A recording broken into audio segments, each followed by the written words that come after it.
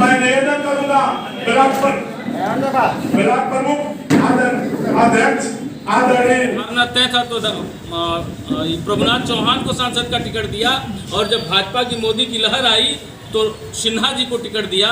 भाजपा इस बैकवर्डों को, इस अति पिछड़े वर्ग को, हमारे वर्ग के लोगों को सिर्फ लेने के अपने यूज में काम करती है, लेकिन जब देने की बारी आती है तो कुछ भी नहीं देती है। ये हमारा समाज भी समझ गया है। अखिलेश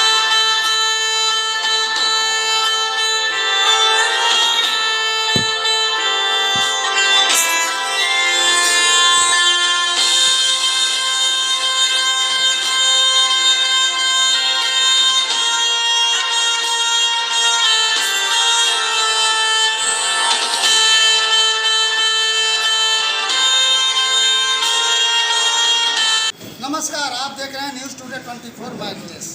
समाजवादी पार्टी और जनवादी पार्टी के तत्वाधान में एक संजय चौहान जी जो राष्ट्रीय अध्यक्ष हैं, इन्होंने एक जन क्रांति यात्रा निकाली है, और समाजवादी पार्टी और जन अधिकार पार्टी ये दोनों मिलकर अब आगामी चुनाव 2022 की एक भूमिका तैयार कर रहे हैं। ऐसे में देखना होगा कि आने वाले समय में ये क्या गुल खिलाते हैं। संजय चौहान जी हमारे पुराने मित्रों में हैं, और जब इन्होंने राजनीति शुरू किया था, बहुत कर्मठ राजनीतिज्ञ हैं।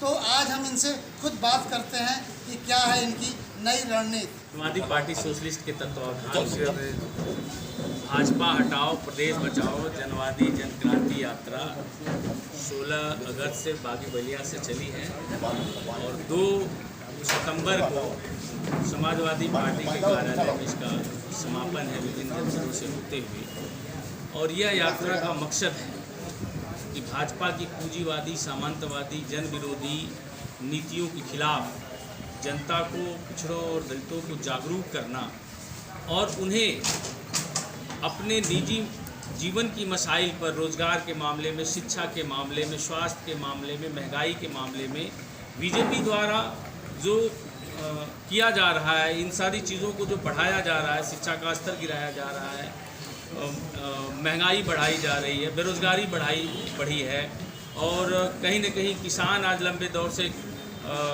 सड़कों पर बैठे हैं। किसानों की खेती खतरे में पड़ी हुई है। पूरा देश की संपत्ति बेच डाला भाजपा ने, सारा पूंजीपतियों के हाथ में डाला। आज पूरा राष्ट्र खतरे में है।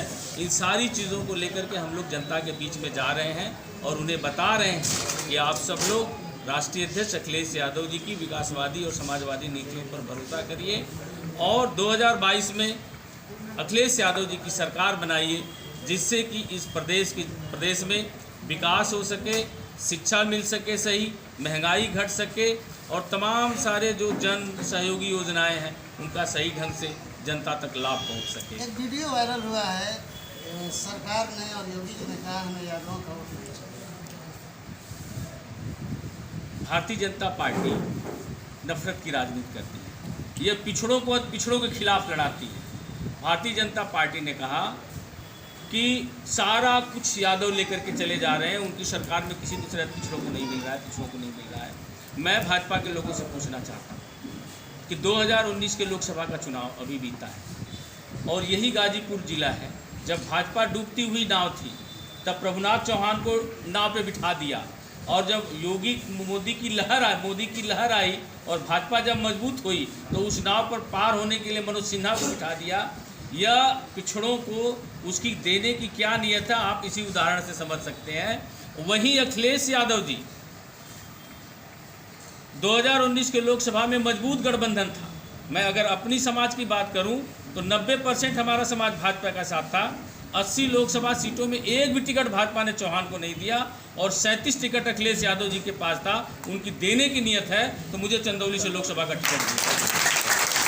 तो भाजपा सिर्फ पिछड़ों का वोट हिंदुत्व के नाम पर ले लेती है, मुसलमानों और हिंदुओं के बीच एक दीवार खड़ा करना चाहती है, सारे हिंदुओं का पोलराइजेशन करती है और वोट ले लेती है।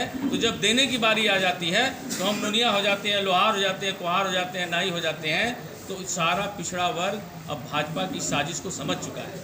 बीजेपी ने कहा था कि हम आरक्षण की व्यवस्था को और सुदृढ़ करेंगे, जिससे कि यह आरक्षण की व्यवस्था गरीब बैकवर्डों तक ही जा सके। बीजेपी की सरकार बनते हुए स्थिति ये हो गई कि बैकवर्डों को जो मिला हुआ आरक्षण था वो भी आज ख़त्म कर दिया। और आरक्षण आज किनको मिल रहा है? जिन लोगों का देश में सदियों से कब्जा रहा है, आज उन्हें 60% आरक्षण मिल रहा है।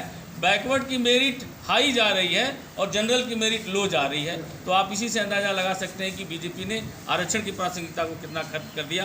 तो निश्चित रूप से सारा पिछड़ा और दलित वर्ग जागरूक हो चुका है और हम लोग इस अभियान में लगे हैं कि जिन लोगों ने भाजपा के बहकावे में आकर के 2019 से तक लोगों ने वोट दिया है, वो लोग समझे और हम लोग समझाने में कामयाब हैं और आपको भरोसा और विश्वास दिलाते हैं कि इसी गाजीपुर जिले में 7 विधानसभा की सीटें 2022 में समाजवादी पार्टी जीतेगी और सारा पिछड़ा दलित और विकासशील मानसिकता के लोग समाजवादी पार्टी जीतेगी।